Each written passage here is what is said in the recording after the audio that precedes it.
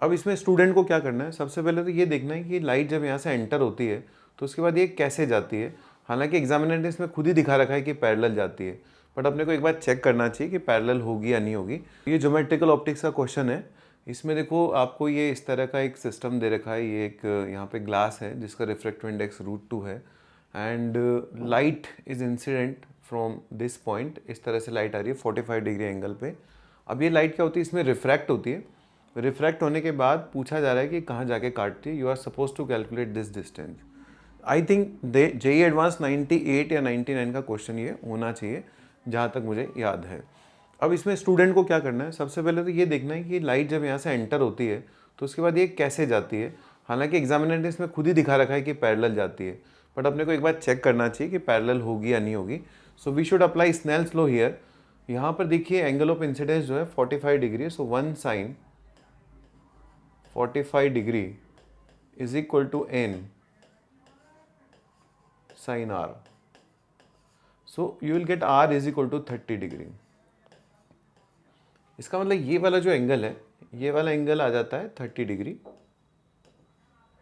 ये ऑलरेडी आपको 60 एंगल दे रखा है, यहाँ पे देखिए 60 डिग्री दे रखा है।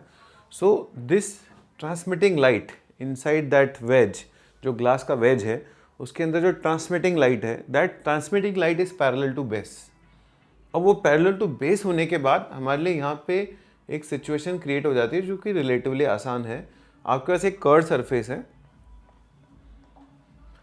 उस कर्व सरफेस पे जो लाइट आके गिर रही है वो इनफाइनाइट से आ रही है, और आपको बताना है कि वो कहाँ जा कर के मिलती है। ये एक बीम है तो आपको बताना है कहाँ जा कर के वो बीम कन्वर्ज होती है। So we can apply formula of refraction on curve surface which is a very important formula. n2 divide by v minus n1 divide by u is equal to n2 minus n1 divided by r, where r is the radius of curvature, n2 is medium of refractive index of medium of refraction, और ये है refractive index of medium of incidence। अब देखिए यहाँ पे n2 की value आप लोगे 1.514, n1 की वैल्यू आप लोगे √2 विच इज़ 1.414। जब आप यहाँ पे 1.514 और 1.414 लिखोगे, डेटा देखिए कितने अच्छे एडजस्ट किया आईआईटी ने, 1.414। So this will become 0.1, so this is 0.1 divide by radius of curvature of this surface which is given to it is 40 centimetre. दे रखा है यहाँ पे देखिए रेडियस ऑफ कर्वेचर आपको 40 सेंटीमीटर दे रखा है। u कितना है, u is minus infinity here, so this becomes 0. What is n2? It is 1.514 divided by v. You want to calculate v, you can solve it for v. v will be equal to 1.514 multiplied by 40 divided by 0.1. अब हमसे क्या पूछा जा रहा है, find the distance OE in nearest integer in metres. तो metres में आपको निकाला तो उसको 100 से भी डिवाइड कर देंगे। ये जो डिस्टेंस आई है ये सेंटीमीटर में आई है, और आप इसको कैलकुलेट करके देख सकते हैं। ये लगभग 6 के आसपास आती है, 6 मीटर्स के आसपास। यहाँ देखिए 1.5 है, इसको अगर अपन 0.4 से मल्टीप्लाई करेंगे, 0.4 नहीं बेसिकली यहाँ एक पॉइंट है नीचे भी लगा हुआ है, 0.4 डिवाइड बाय 0.1 से मल्टीप्लाई करेंगे, it will be around 6 metres. एक शानदार क्वेश्चन है जो जेईई मेन और जेईई एडवांस दोनों के लिए इंपॉर्टेंट है, क्योंकि बच्चे को क्या करना है, इसमें 2 चीज़ें लगानी है, एक प्लेन सरफेस पर रिफ्रैक्शन और एक कर्व सरफेस पर रिफ्रैक्शन। चलिए अगला क्वेश्चन देखते हैं। ये इलेक्ट्रोस्टैटिक्स से है, ये फिर से जेईई एडवांस्ड और जेईई मेन दोनों के लिए इंपॉर्टेंट क्वेश्चन है, लेकिन मैं कहूँगा कि जेईई एडवांस के लेवल का क्वेश्चन ज़्यादा है, जेईई मेन के लेवल का क्वेश्चन कम है। लेकिन कई बार जेईई मेन में थोड़े से टफर साइड पे क्वेश्चन आ जाते हैं, तो अपन इसको देख सकते हैं। आप देख सकते हैं यहाँ पर आपके पास एक कंडक्टर है जिसकी इनर रेडियस जो है 2a है, आउटर रेडियस जो है वो 4a है, and there is another conductor having a radius a here. The outermost conductor, outermost surface given a charge q। इसका मतलब यहाँ चार्ज q है, यहाँ पे कोई चार्ज नहीं है, 0, यहाँ पर भी चार्ज जो है वो है 0, ये 0 और ये भी 0। अब हम क्या करते हैं, इसको करते हैं ग्राउंड, यानी S1 को कनेक्ट करते हैं।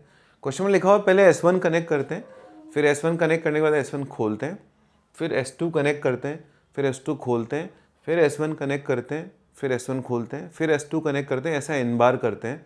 तो हमको बताना है कि फाइनल चार्ज क्या होगा, the charge on the inner surface after n cycles, यानी कि n बार आप ऐसा करोगे तो इस पर कितना चार्ज आएगा। इसका करेक्ट जो आंसर है वो है -q/3 to the power n। यानी कि ऐसा अगर आपने इनफाइनाइट बार कर दिया तो ये चार्ज 0 हो जाएगा, आपने 2 बार कर दिया तो ये चार्ज होगा -q/9, आपने 3 बार कर दिया तो ये चार्ज होगा -q/81। तो आपको ये प्रूव करना है कि ये -q/3 to the power n आया कैसे। तो शुरू करते हैं। सबसे पहले देखिए, जब हम फर्स्ट टाइम इसको कनेक्ट करेंगे तो यहाँ पर मान लेते हैं कुछ चार्ज आ गया x, अंदर वाली सरफेस पे चार्ज आ गया x, इसके इस वाली सरफेस पे, और इस आउटर कंडक्टर की इनर सरफेस पे आ गया मान लीजिए -x, और बाहर आ जाएगा +x। क्योंकि अगर यहाँ पर x चार्ज आया तो यहाँ पर इंड्यूस होगा सेम अमाउंट का उल्टा चार्ज, नेगेटिव चार्ज, उतना यहाँ पे इंड्यूस होगा। Now the potential of the innermost surface is 0, so I can write k into x divided by a plus k into -x divided by 2a plus k multiply by q plus x divided by 4a is equal to 0। इसको solve करेंगे तो x की value आने वाली है -q/3, आप check कर सकते हैं। इसका मतलब फर्स्ट कनेक्शन के बाद जो पहली बार आप कनेक्ट करोगे तो x की वैल्यू -q/3 आ जाएगी। अब देखिए क्या सिचुएशन होगी, यहाँ का चार्ज होगा -q/3, जो आउटर कंडक्टर है उसके अंदर यहाँ पे चार्ज होगा q/3, और ये जो शेल का बाहर वाला पोर्शन है इस पे चार्ज होगा 2q/3। पहले कनेक्शन के बाद ये सिचुएशन है। कैसे पता चला? We calculated this value x which comes out to be -q/3। तो ये सिचुएशन है। अब हम क्या करने जा रहे हैं, बाहर वाले कंडक्टर को ग्राउंड करने जा रहे हैं। जब आप बाहर वाले सरफेस को इस तरह से ग्राउंड करते हैं तो बाहर का जो सारा चार्ज होता है वो ग्राउंड में चला जाता है। अगर आपको चेक करना है तो आप इसको x मान सकते हैं। ये वाला चार्ज इंडक्शन की वजह से है, इसका मतलब इस चार्ज पे कोई फर्क नहीं पड़ेगा। यहाँ का चार्ज मान लीजिए x है, और आप बाहर वाली सरफेस का पोटेंशियल 0 करिए। इन दोनों का मिला के पोटेंशियल ऑलरेडी 0 है। इसका मतलब बाहर वाली सरफेस पे जितना भी चार्ज है उसको ग्राउंड में फ्लो करना पड़ेगा जब हम आउटर मोस्ट सरफेस को कनेक्ट करते हैं। इसका मतलब फर्स्ट राउंड के बाद, आफ्टर फर्स्ट राउंड, जब एक राउंड पूरा कंप्लीट हो जाएगा तो सिचुएशन क्या होगी, इस पे चार्ज होगा -q/3, इस पे चार्ज होगा q/3, और इस पे चार्ज होगा 0। ये फर्स्ट वाले राउंड के बाद सिचुएशन है। अब आप क्या करने जा रहे हो, इसको फिर से ग्राउंड करने जा रहे हो। मान लेते हैं ग्राउंड करने के बाद इसका जो चार्ज है वो आ गया x1, ऐसे मैंने मान लिया। अर्थ करने के बाद इसका चार्ज है x1, तो इसका चार्ज कितना हो जाएगा, because of induction this will be -x1, और बाहर क्या चार्ज हो जाएगा, this will be +x1। Ground करने के बाद इसको आपने ग्राउंड कर दिया। Let's say this is x1, I don't know how much charge flown into the ground और how much charge has flown from ground to sphere, मुझे नहीं पता, मैंने x1 मान लिया। Now I know something, potential of this surface must be 0, तो इसका potential 0 कैसे कर सकते हैं, x1 डिवाइड बाई a, यहाँ पे k है लेकिन सब में कॉमन आ जाएगा तो कट जाएगा, -x1 divided by 2a plus x1 divided by, अच्छा यहाँ कुछ गड़बड़ होगी, एक बार पीछे चलते हैं। इसका चार्ज जो था कनेक्शन के बाद, इसका चार्ज था -q/3, इसका चार्ज था +q/3, इसका जो भी चार्ज था सारा ग्राउंड में चला गया था। इस सरफेस पे q/3 चार्ज था, तो यहाँ पर क्या होगा, यहाँ x1 मान लिया तो यहाँ -x1 होगा, तो ये जो q/3 है ना ये बाहर चला जाएगा, this will be x1 plus q/3, तो वहाँ पर वो q/3 भी ऐड होगा। So x1 plus q/3 divided by 4a is equal to 0। ऐसा करते हैं, इसको 4a से मल्टीप्लाई कर देते हैं। सो this will become 4x1 minus 2x1 plus x1 plus q/3।